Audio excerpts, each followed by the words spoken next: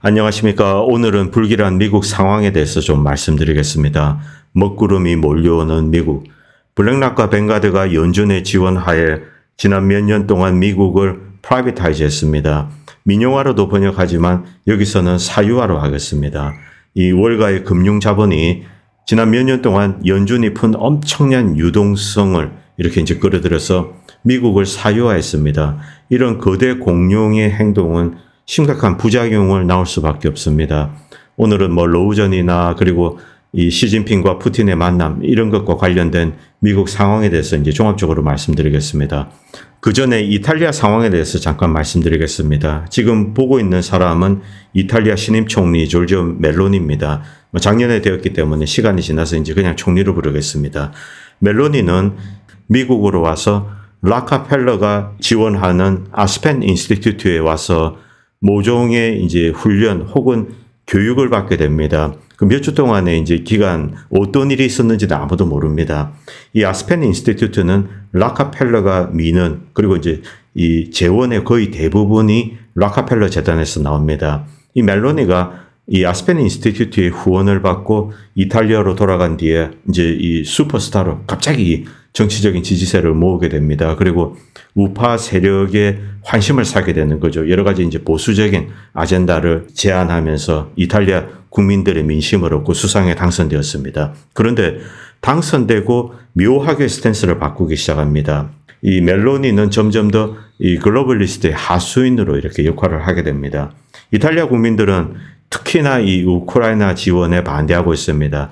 유럽의 주요 국가들 중에 아마 이탈리아 국민들이 가장 여기에 대해서 이제 반대하는 것으로 그렇게 알려져 있습니다. 이런 이탈리아 국민들의 반대에도 불구하고 멜로니는 이런 이야기를 했습니다. 이탈리아 국민들이 지지하든 지지하지 않든 나는 이 우크라이나를 지원하겠다. 자, 이 독일의 외무장관 배우과 비슷한 이야기를 합니다. 이 여성 정치인들이 묘하게 이 글로벌리스트의 하수인 역할을 하는 경우를 우리는 종종 보게 됩니다. 핀란드 여자 총리 그리고 스웨덴도 여자 총리입니까? 뉴질랜드 이 곳곳에 여성 정치인들이 이 어떤 이제 글로벌리스트 그 배후에 어떤 카발 세력들이 있습니다. 그들이 시키는 대로 이 나라를 이끌고 가게 됩니다. 그리고 국민들이 아무리 반대하더라도 완전히 무시해버리고 끌고 가게 되는 거죠. 제가 여기서 여성 정치인에 대해서 어떤 비하를 하고 싶은 그런 생각은 없습니다만 특이하게 이런 현상이 유럽 각국에서 목격되고 있습니다. 그리고 제가 지난번도 소개해드렸지만 이 친구는 미국 이제 군인 출신입니다. 베테랑인데 특히 방포단에서 일을 했습니다. 패트리엇 미사일을 5년 동안 담당했다고 합니다. 이 친구가 이제 최근에 이 로우전 관련돼서 좋은 글을 많이 써줘서 제가 이제 지금 팔로우하고 있는데 이 친구가 이런 글을 올렸습니다. 이 일본 내 저널입니다. 제가 어떤 저널인지 모르겠습니다. 슈칸 겐다이라는 일본 내 정치 잡지가 있다고 합니다. 여기서 키시다가 이제 며칠 전 우크라이나를 방문한 것, 키예프를 방문한 것, 이것은 대단히 어리석은 짓이다. 매우 어리석은 짓이다. 이렇게 비판을 했다고 합니다. 젤렌스키는 현재 오사마 빈 라덴의 길을 이제 밟고 있습니다. 실제 이 오사마 빈 라덴 그리고 사담 후세인, 오사마 빈 라덴은 아프가니스탄에서 미국의 프락샤미를 이끌었습니다. 무자헤딘이죠. 미국의 대리군 그리고 이제 사우디가 돈을 냈습니다만 이 미국의 대리군을 이끌고 소비에트와 싸웠습니다. 그리고 사담 후세인 역시 미국의 대리군 사령관입니다. 사담 후세인은 미국의 전폭적인 지원을 받고 이라크 군을 이끌고 이 이란을 약화시키기 위해서 이란과 전쟁을 하게 됩니다. 끔찍스러운 이제 전쟁이었는데 꽤 오랜 기간 이 양자 간에 거의 100만 명 이상이 희생되게 됩니다. 자, 이 사담 후세인과 오사마 빈 라덴은 미국의 프락시 아미를 이끄는 지도자입니다. 바로 이 젤렌스키가 이들의 뒤를 밟고 있다. 이렇게 꼬집고 있는 겁니다. 실제 많은 미국의 프락시 아미를 이끌었던 이제 해외 지도자들은 나중에 미국에 의해서 이제 이 절단이 나게 됩니다. 젤렌스키 역시 그 길을 가고 있다. 이렇게 이제 일본 저널이 꼬집고 있습니다. 그래서 여기 보시면 이제 이 세프케죠. 세프케가 나오고 일본 잡지는 키시다를 맹렬하게 이제 비판했다고 합니다. 그리고 젤렌스키의 운명에 대해서 이 한국에 계시는 분들보다 일본인들이 더 정확하게 알고 있는 것이 아닌가. 실제 저도 이 젤렌스키가 지금 우크라이나 국민들을 이 로전에 이제 갈아넣고 있는데 이것은 뭐 이 젤렌스키 입장에서는 목숨을 걸고 하는 일입니다. 그런데 누가 먼저 젤렌스키를 배신할까? 우크라이나 국민들보다 미국이 이 첫 번째 배신할 이제 그 사람이다. 이렇게 이제 꼬집고 있는 거죠. 저도 그렇게 생각하고 있습니다. 그리고 뉴스위크지에서 이런 사파를 올렸다고 합니다. 이 러시아의 푸틴과 이제 중국의 시진핑이 이렇게 만나서 악수하는 장면이 나오고 젤렌스키는 야, 이거 좋은가? 좋은 현상이 아닌 것 같아. 이렇게 이제 말하는 겁니다. 러시아와 중국이 손을 잡게 된다면 분명히 중국은 러시아에 이제 지원을 하게 될 것이고 우크라이나는 불리한 상황에 빠집니다. 그런데 이 시진핑은 젤렌스키에게 모종의 평화 협상안을 제시를 하겠다고 합니다. 그런데 이 협상안이 나오기도 전에 미국이 먼저 이것을 거부했습니다. 미국은 받아들일 수 없다. 자, 젤렌스키가 받아들이겠다, 받아들이지 않겠다 이런 결정을 하기도 전에 그리고 시진핑이 제안하는 어떤 안이 평화안이 있을 겁니다. 이것이 무엇인지도 들여다보지 않고 미국이 먼저 잘라버린 겁니다. 자, 여기서 미국의 심각한 이중성 작년 4월로 돌아가겠습니다. 작년 4월에 이 푸틴과 젤렌스키가 이제 평화 협상안에 거의 도달했습니다. 터키에서 열렸죠. 이스라엘의 중재로. 그런데 이 내용을 뜯어보면은 민스크 협정에서 크게 벗어나지 않습니다. 자, 이 러시아의 점령지 역시 이제 이렇게 줄어들게 됩니다. 마리우폴 같은 것은 다시 우크라이나로 돌아가게 됩니다. 대신 이 우크라이나는 중립국, 나토에 가입하지 않는다. 이런 여러 가지 조건들이 있습니다. 그런데 미국과 영국이 이것을 엎어버렸습니다. 이제 당시 보리스 존스가 가서 너 이거 받아들이면은 한 푼도 지원하지 않겠다. 이렇게 경고를 한 거죠. 이 우크라이나는 돈이 필요했던 상황에서 그리고 미국과 영국, 나토가 전폭적인 지원을 약속했기 때문에 이제 계속 전쟁을 했습니다. 그 결과 우크라이나는 철저하게 파괴되고 있습니다. 그때 받아들였다면 이 우크라이나는 그렇게 파괴되지도 않았고 그리고 전투할 수 있는 이제 컨벨레드 솔저도 많이 이제 확보했을 겁니다. 지켰던 거죠. 그러나 그 이후에 전쟁이 계속되면서 수많은 군인들을 잃게 됩니다. 자, 미국은 분명히 휴전에 관심이 없습니다. 그것이 자존심이든 실리적인 목적이든 어쨌든 전쟁을 계속 끌고 가야 되겠다. 이렇게 이제 결심을 한 것 같습니다. 이 미국이 합리적인 판단을 해서 혹은 뭐 어떤 미국이 그냥 자존심 때문에 끝까지 이제 물고 늘어지는 것 무엇인지는 모릅니다만 어쨌든 미국은 이 젤렌스키 위에 있는 겁니다. 지금 우크라이나를 이끌고 있는 것은 미국이고 젤렌스키는 퍼핏에 지나지 않는 겁니다. 결국 이 퍼핏은 오사마 빈 라덴 그리고 사담 후세인과 유사한 운명을 밟을 거다. 이렇게 일본인들은 예상을 했던 겁니다. 대변인 존 커비입니다. 존 커비는 어제 이런 이야기를 했습니다. 푸틴과 시진핑이 만나서 여러 가지 대화를 나누고 대미 전략에서 러시아와 중국이 협조할 거다. 뭐 이런 이야기를 했기 때문에 미국은 불편하죠. 그 불편한 심정을 토로했는데 반복되는 거짓말을 또 하게 됩니다. 러시아는 탄약이 떨어져 가고 있다. 그래서 이 중국이 러시아에 탄약을 지원해주고 어쩌고 뭐 이런 입에 바른 이야기를 하고 있습니다. 그러나 러시아의 군수산업은 대단히 활발하게 돌아가고 있습니다. 그리고 러시아 군수산업에 필요한 어떤 부품들이 중국에서 가고 있는 것은 사실입니다만 그러나 그 의존하는 부분은 상당히 작다고 할 수 있습니다.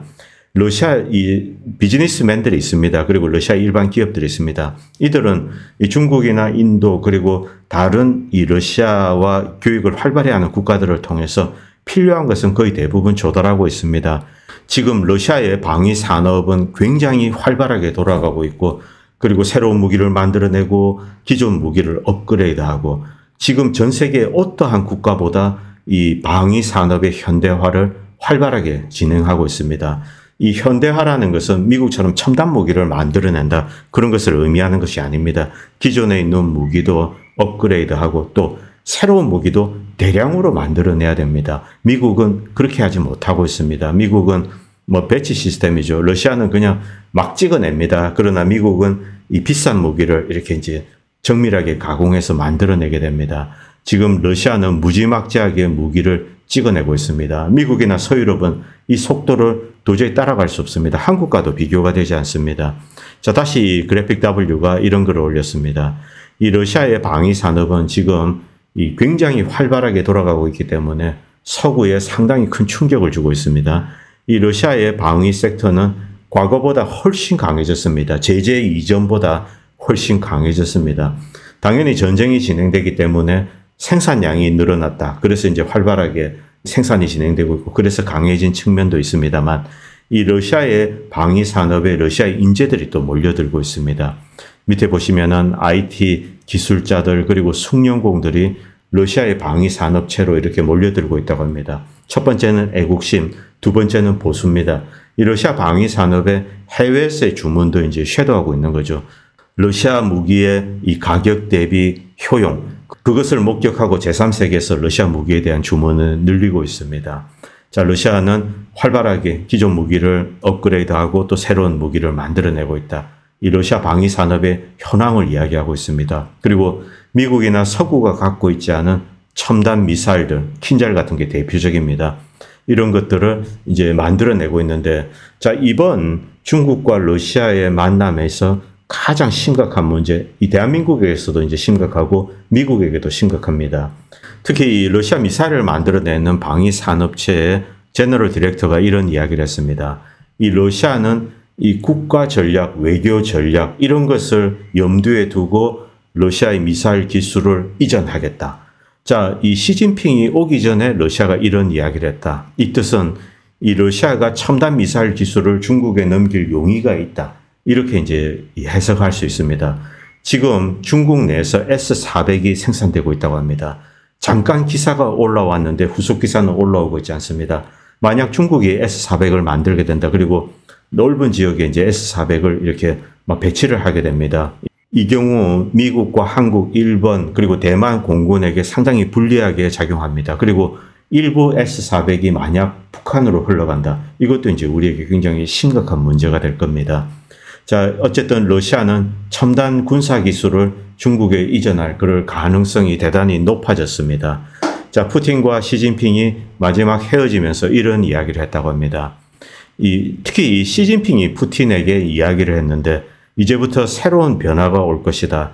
지난 100년 동안 보지 못했던 새로운 변화가 올 것인데 중국과 러시아가 이 변화를 이끌겠다 이렇게 이야기했습니다.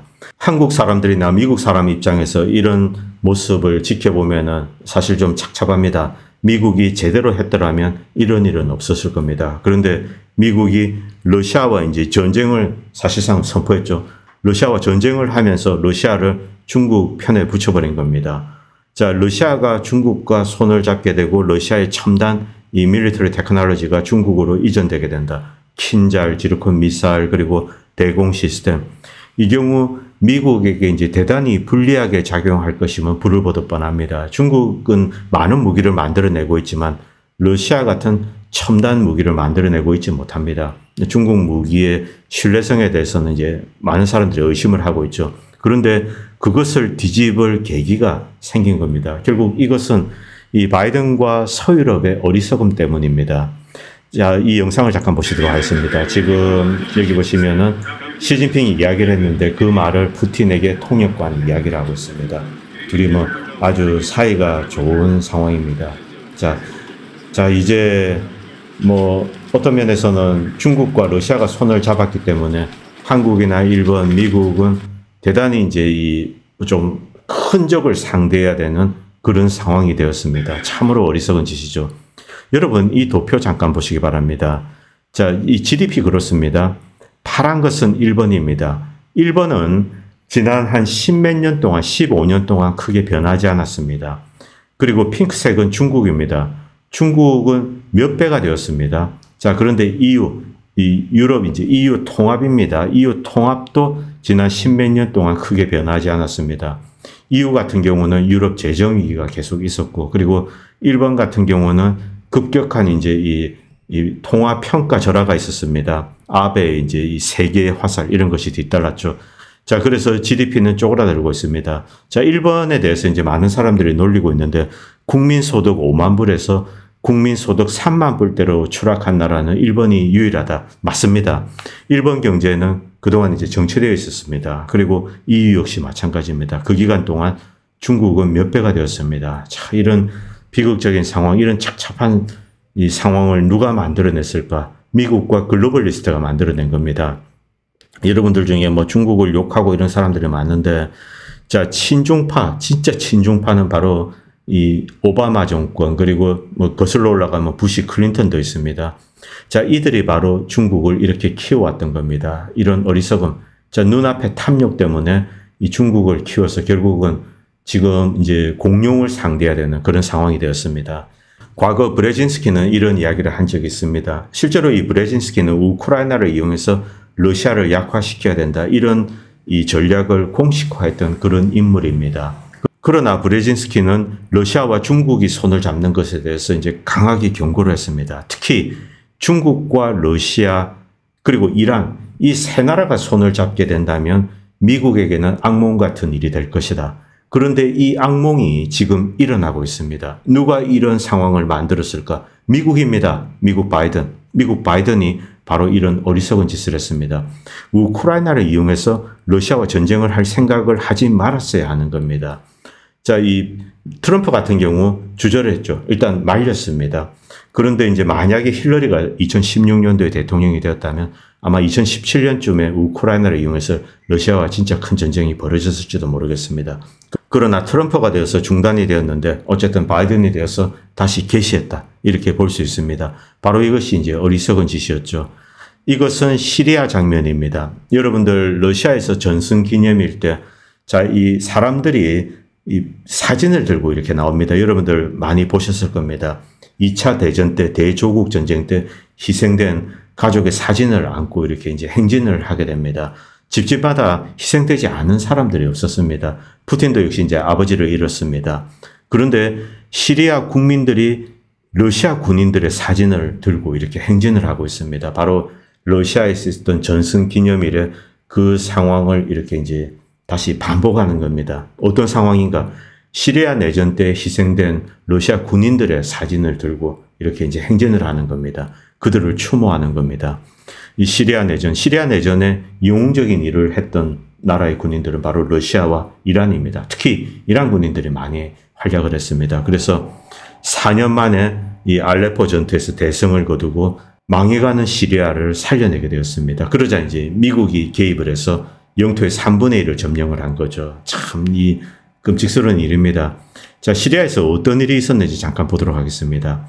희생된 한 러시아 병사의 마지막 말을 들어보시기 바랍니다. 나는 이곳에서 명예롭게 죽고 싶다. 자, 이 저놈들을 없애버려 달라. 자, 지금 이 군인은 이 IS와 알카에다에 완전히 포위되어 있었습니다.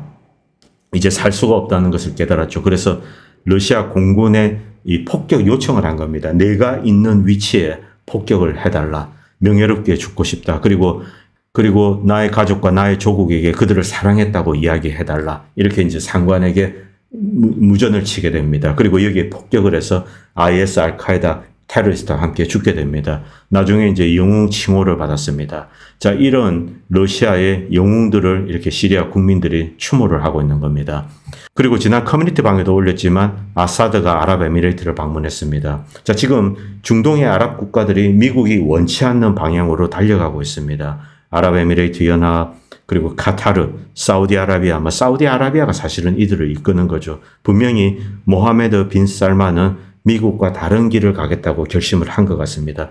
저도 과거 방송에서 여기에 대해서 좀 반신반의했었습니다. 그런데 실제 이제 사우디는 그 길로 가고 있습니다. 분명히 이들 중동 국가들은 미국의 약점 혹은 미국의 치명적인 어떤 크랙, 이 재정이든 금융 시스템이든 그리고 국방이든 여기서 심각한 크랙을 보게 된 겁니다. 그래서 아랍에미레이트는 미국에서 이렇게 멀어지고 있는 겁니다. 미국은 지금 로전 이외에는 이 세계 무대에서 하고 있는 것이 아무것도 없습니다. 타일랜드나 그리고 멕시코 그리고 남미 국가들에 가서 정치 공작질을 했습니다.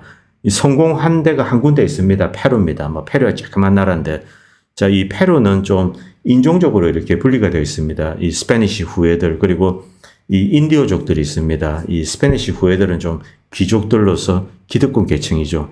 이들을 미국이 매수해서 쿠데타에 성공하게 됩니다. 이 페루를 제외하면은 사실 나머지 지역에서 미국이 힘을 쓰지 못하고 있습니다. 미얀마, 베트남은 이미 이제 친중파들이 이 선거에서 이겼습니다. 그리고 태국 역시 제 개인적인 생각에는 지금 현재 정권이 이길 것 같습니다. 미국이 지원하고 있는 칼라일 그룹, 출신, 이제 전 수상이었습니다만 그 사람이 당선될 가능성은 좀 낮은 것 같습니다. 미얀마 역시 마찬가지입니다. 미국의 영향력이 위축되고 있는 겁니다. 미국의 영향력이 위축되고 있다는 뜻은 미국의 지갑이 이렇게 얇아져 가고 있다. 이렇게 보셔야 됩니다. 그리고 프랑스 심각합니다. 이 프랑스의 GDP 대비 부채 비율, 공적 부채 비율이 120%에 육박하고 있습니다. 독일은 아직까지는 양호한 편입니다. 2010년도에 재정위기 때문에 많은 지원을 했습니다만, 그러나 이제 독일은 강력한 제조업 강국으로서 이렇게 이제 쭉 다시 GDP 대비 부채 비율을 낮춰왔는데, 최근에 이제 다시 늘어나고 있습니다. 코비드 때문에 그렇습니다. 그러나 프랑스는 120%에 육박해 가고 있습니다. 그래서 프랑스는 부득이 연금 개혁을 한 것입니다. 미국은 올 하반기에 130%에 육박할 것 같습니다. 심각한 상황입니다. 유럽의 이 쌍두마차, 이 독일과 프랑스, 독일은 좀 건전한 편입니다만 이 프랑스가 지금 심각해져 가고 있습니다. 그리고 이 슬라이드 잠깐 보시기 바랍니다. 미국은 시진핑이 제안한 어떤 평화 협상안에 대해서 젤렌스키보다 먼저 거부를 했습니다. 미국은 받아들일 수 없다. 그 내용이 뭔지도 모릅니다. 자, 여기에 대해서 트럼프가 이런 이야기를 했습니다. 지금 서구 문명의 가장 심각한 위협은 러시아가 아니다. 아마도 그 어떤 것보다도 우리 자신, 즉 미국이라는 겁니다. 이 미국이 이 서구 문명, 우리가 이제 그동안 꿈꿔오고 어떤 인류가 나아가야 될 방향으로 생각했던 그 서구 문명, 이 서구 문명을 심각하게 위협하는 적이 미국일 수도 있다. 이렇게 도널드 트럼프 대통령이 경고를 하고 나섰습니다. 우크라이나의 평화가 필요하다. 우크라이나의 평화가 미국에게도 득이 되고 러시아에도 득이 되고 세계에도 득이 되고 서유럽에도 마찬가지입니다. 그렇기 때문에 이 트럼프는 빨리 평화를 정착시켜야 된다. 이렇게 이제 요청을 했는데 바이든과 글로벌리스트는 거부를 하고 있습니다. 자, 여기서 이제 이 더글라스 맥그리거 대령의 글을 잠깐 소개하겠습니다. 검은 먹구름이 몰려온다, 스톰이 몰려온다, 이런 글을 썼습니다. 이 맥그리거 대령은 경제에 대해서 전문가는 아닙니다. 군사 전문가로서, 그리고 역사 전문가, 국제관계에 대한 전문가로서 유니버시티 오브 버지니아에서 박사학위를 가지고 있습니다. 인터내셔널 릴레이션. 경제에 대한 전문가는 아닙니다만 이 맥그리거 대령의 글이 어떤 월스트리트 애널리스트보다는 훨씬 더 뛰어나다고 생각합니다. 자, 미국 국력 위기가 시작되었다. 미국 경제는 기울고 있고 서구 금융시장은 조용히 공포에 떨고 있다. 금리 상승으로 위기에 처한 이 MBS 모기지 담보부 채권, 그리고 미국 국채가 있습니다. 가치를 잃어가고 있죠. 자, 미국 분위기는 심각합니다. 미국 경제가 암흑의 시기로 들어서는 것이 아닌가, 여러 가지 이제 우려가 지금 대중들 사이에서 회자되고 있습니다. 미국의 국력은 경제적 잠재력, 그리고 경제적 성과만큼이나 미국의 군사력으로도 측정이 될 수 있다.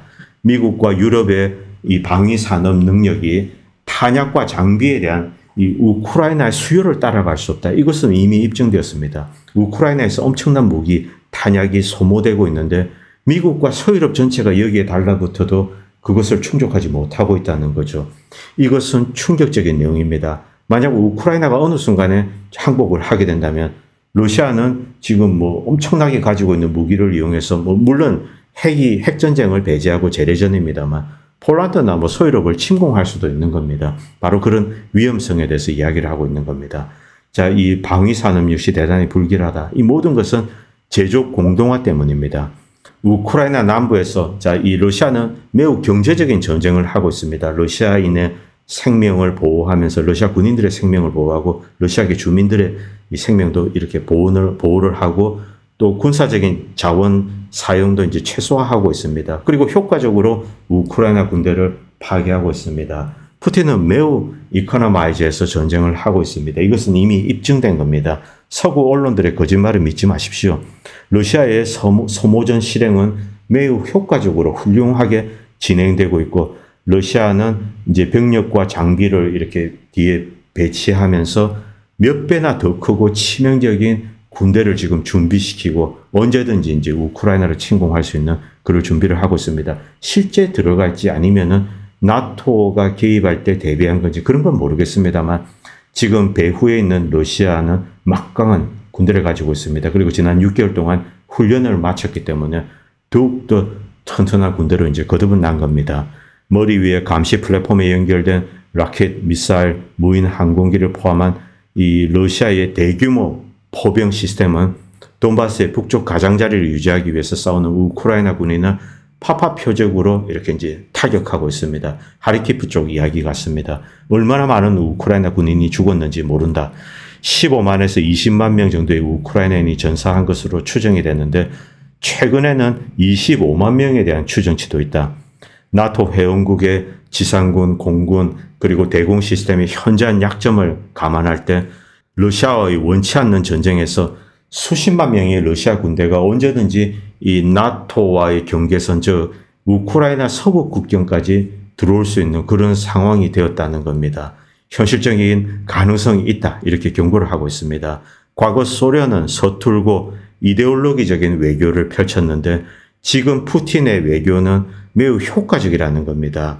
라틴 아메리카, 아프리카, 중동, 그리고 이제 남아시아, 인도 같은 데입니다. 그리고 동남아시아 이런 곳에서 러시아의 대의 명분을 적절하게 이렇게 이제 전달하고 또 지원을 교묘하게 배양했다는 겁니다. 제가 누차 반복하지만 이 글로벌 사우스는 러시아를 지지하고 있고 그 지지세는 점점 더 커져가고 있습니다. 미국과 유럽이 고립되고 있는 겁니다. 푸틴이 외교를 대단히 잘했다고 이렇게 더글라스 맥거리거 대령은 이야기를 하고 있는 겁니다. 그리고 러시아 루블은 세계에서 이제 이 강력한 통화의 하나로서 떠오르고 있습니다. 자, 통화의 위상은 중요합니다. 나토를 러시아 국경으로 강제로 밀어붙이는 바이든의 정책.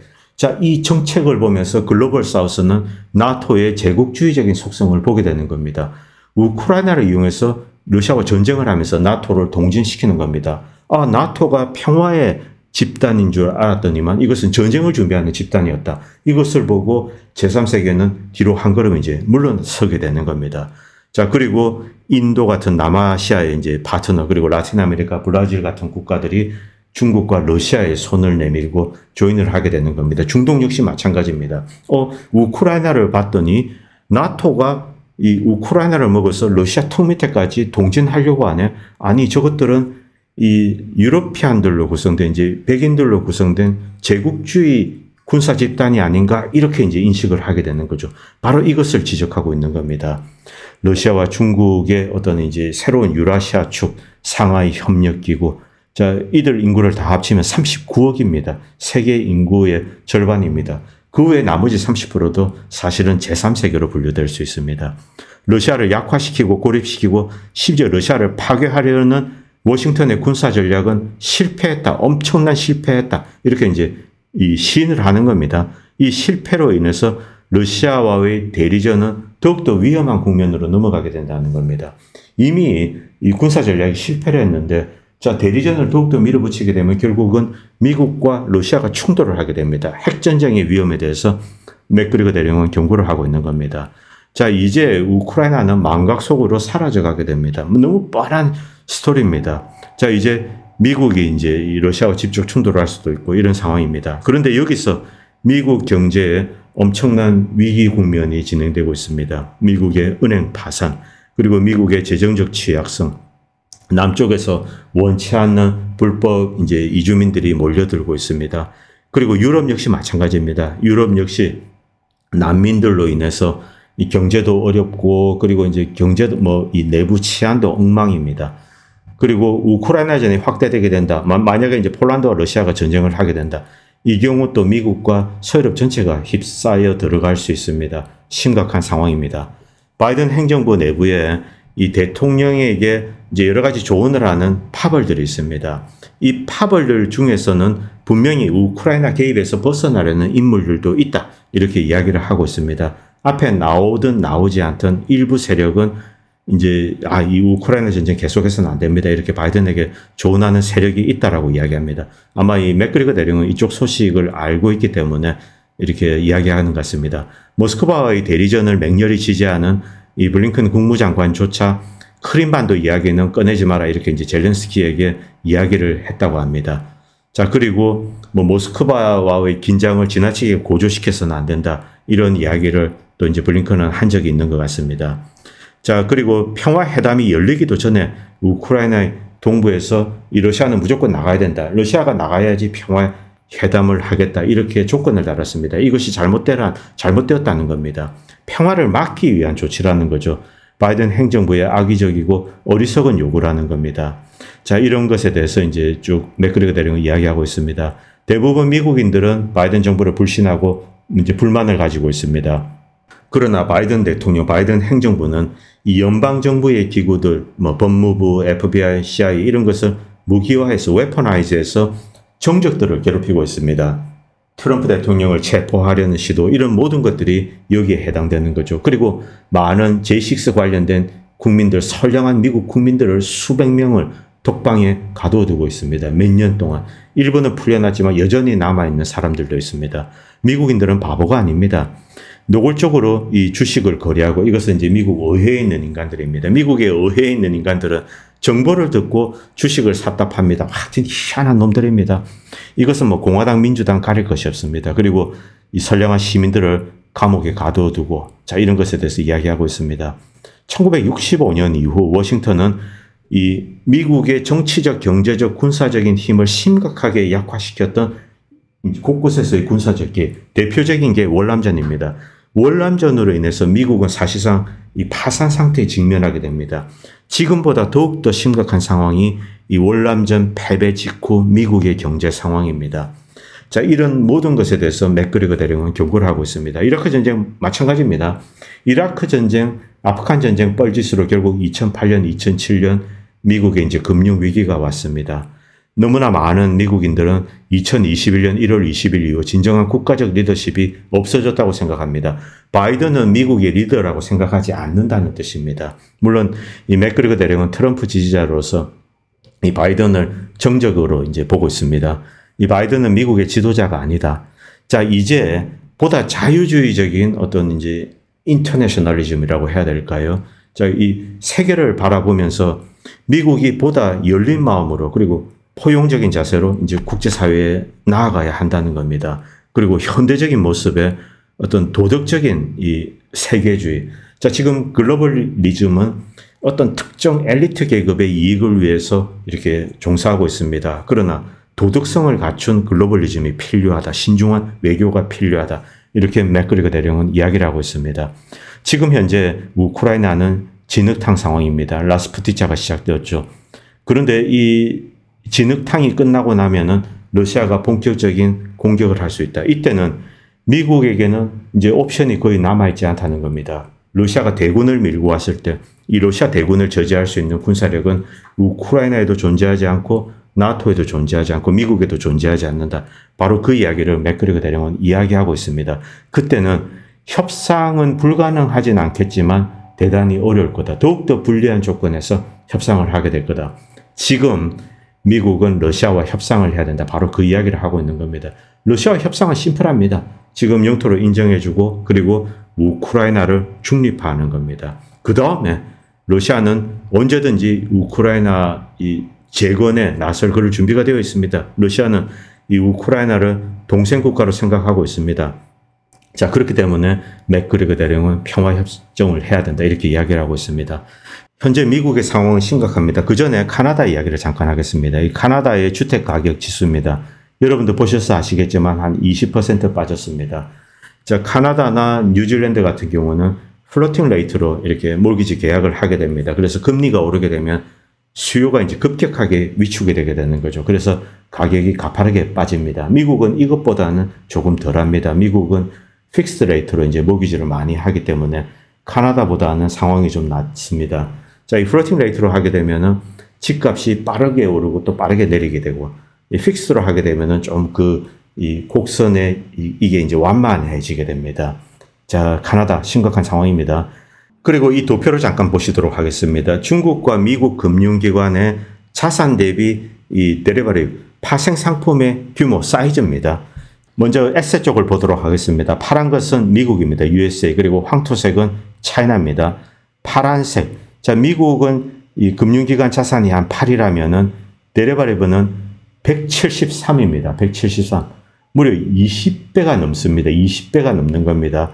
그런데 중국 같은 경우 자산이 19면은 이 데리버리브는 한 7, 즉 한 2분지 1 조금 안 됩니다. 한 3분지 1, 2분지 1 사이입니다. 자, 이 정도로 자산 대비 파생 상품의 이 규모, 그 사이즈가 차이가 나게 됩니다. 이 뜻은 이 미국이 이 100이라는 자산을 가지고 그것을 뭐 한 20배 정도 튀겨서 어떤 금융 거래를 한다는 겁니다. 2008년, 2007년 같은 경우 파생 상품으로 이제 몰기지 채권에 대해서 이제 이 해칭을 하게 됩니다.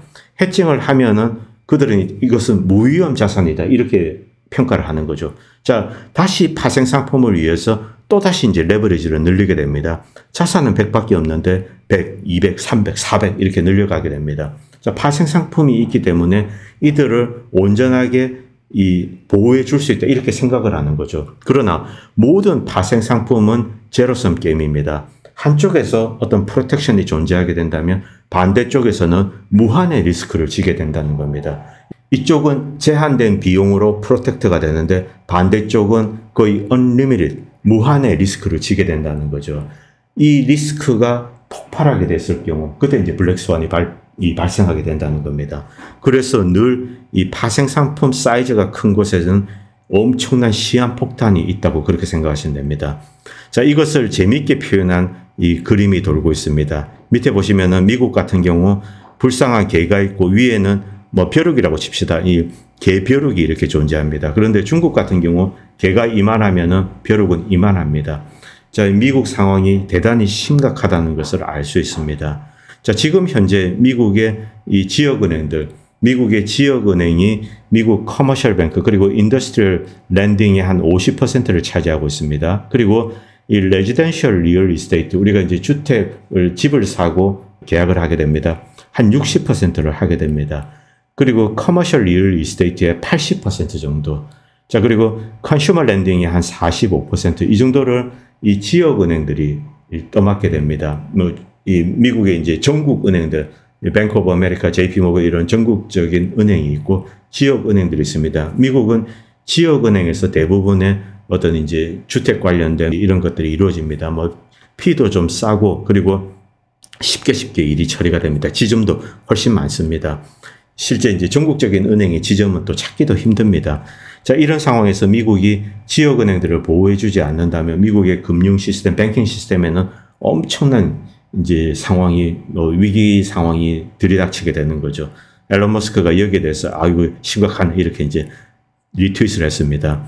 자, 크레딧 스위스든 그리고 이 도이치방크든 마찬가지입니다. 전부 이 데리바티브랑 직접적으로 연관이 되어 있습니다. 그리고 이 파생 상품들 데리바티브는 뿌리를 거슬러 올라가면은 2000년대 초까지 가게 됩니다. 2000년대 초부터 금융공학이 대두하고 그리고 이것을 이용해서 이 레버리지를 늘리고 유동성을 이제 뻥튀기 하는 거죠. 그리고 2000년부터 한 2005년까지 남부 유럽에서 거대한 부동산 버블이 발생하게 됩니다. 그 이후 미국에서 2004년부터 2007년까지 또 거대한 부동산 버블이 발생하게 되는 거죠. 이 모든 곳에 이 투자은행들 그리고 뭐 커머셜 뱅크들 이들이 이 데리바티브를 이용해서 이렇게 해칭을 하면서 무한의 리스크를 줘왔습니다. 그 시한폭탄을 계속 이 킥 더 캔이라고 합니다. 이렇게 계속 미루어가면서 끌고 온 겁니다. 그 폭탄의 사이즈가 어느 정도인지는 아무도 모릅니다. 도이치방크 같은 경우는 뭐 그것이 무려 53 트릴리언 달러다. 이렇게 이제 이야기하는 사람도 있습니다. 확인된 것은 아닙니다. 그리고 여기서 이제 뱅가드와 블랙락에 대한 이야기를 좀 드리겠습니다. 이것은 뱅가드와 블랙락에 국한된 것은 아닙니다. 미국에서 어쨌든 가장 큰 투자 회사인 뱅가드와 블랙락, 이들은 이 바이든 행정부가 들어서고 나서 이 바이든이 계속 돈을 찍어냈습니다. 그 돈을 가지고 부동산, 뭐 상업용이든 그리고 레지던셜 주거용이든 그리고 주식들 딱 치는 대로 사들였습니다. 여기서 엄청난 이 주식 가격의 버블 그리고 부동산 가격 버블이 발생했습니다. 그것이 팡 터진 게 바로 2022년 초입니다. 그 이후 이제 부동산 가격은 하락하기 시작했고 주식도 버블이 붕괴되어서 현재는 뭐 크게 빠진 것은 아닙니다만 한 20% 정도 빠졌다고 볼 수 있습니다. 자, 추가로 한 20% 정도 더 빠지게 된다면은 이 뱅가드와 블랙락은 심각한 상황에 처하게 됩니다. 자, 이들의 실탄은 연준이 푼 유동성, 그리고 그 유동성은 미국의 커머셜 뱅크를 통해서 이렇게 블랙락이나 이런 투자 회사 쪽으로 흘러가게 된 것입니다. 중간에 어떤 세력이 이 레버리지를 이용해서 이제 돈을 빌려서 대규모의 투자를 하고 그것이 엄청난 버블을 만들었다. 그런데 그 버블이 붕괴되게 된다면 빛으로 투자를 해서 버블이 붕괴되었을 경우 어떤 참극이 발생할지는 여러분들이 너무나 더 잘 아실 겁니다. 1번과 똑같은 상황이 발생하게 되는 거죠. 1990년대 1번도 똑같습니다. 자, 이 1번의 부동산 투자회사들이 엄청난 돈을 빌려와서 이 부동산에 투자를 했는데 부동산 거품이 꺼지기 시작했습니다. 모조리 그냥 이 파산 상태에 들어갔습니다. 자, 이 부동산 투자회사들이 파산하고 나서 그 다음은 누가 나자빠졌습니까? 커머셜 뱅크입니다. 결국 1998년, 1999년, 2000년에 사실상 이 일본의 메이저 은행들은 모조리 파산 상태에 들어갔다. 이렇게 이야기할 수 있습니다. 사쿠라뱅크를 제외하고 대부분의 이 일본의 메이저 뱅크들은 사실상 공적 자금 수요로 이렇게 버텨나가게 됩니다. 그리고 이 정부 주도로 각종 은행, 합종 연행이 이제 발생하게 되었죠. 사쿠라뱅크 같은 경우 주주가 이제 토요타인데 사쿠라뱅크와 그때 당시 이제 스미토뱅크가 합쳐져서 대형 은행이 되고 여기에도 또 공적 자금이 들어갔습니다. 사쿠라뱅크를 제외한 나머지 모든 이 일본의 메이저 은행들은 파산했다 이렇게 해석할 수 있습니다. 그것과 유사한 상황이 미국에 닥칠 수 있습니다.